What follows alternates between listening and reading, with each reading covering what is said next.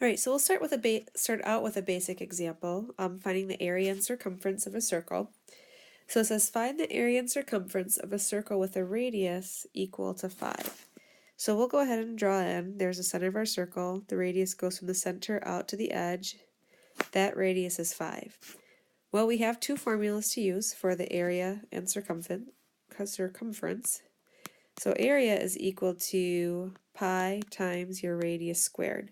So all we're going to do is we're going to plug in our radius. We're going to say pi times 5 squared.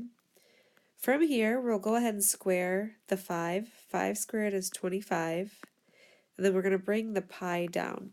Now in geometry, this is what we call an exact answer, where we leave the pi symbol in our answer.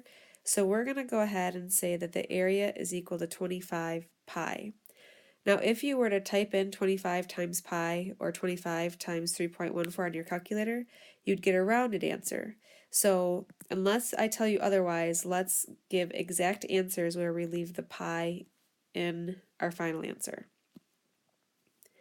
All right, circumference is equal to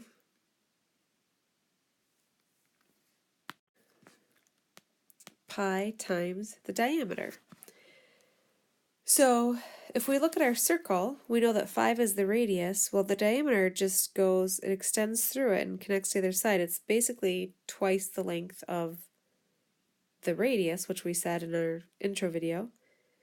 So that's 5 and that's 5, which means that our circumference is pi times 10, or just 10 pi. Another way that you might see the circumference formula, because we know that our diameter is 2 times the radius, you might see it as 2 times pi times the radius, 2 pi r. That's the way it ends up, because variables always go at the end. That's why the r is stuck on the end right there. But you can see we have 2 times the radius, which equals the diameter. So maybe it's good just to make that note that circumference, you can do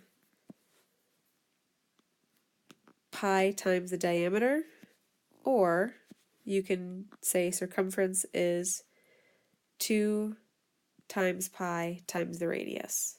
And again, this 2 times the radius is equal to the diameter.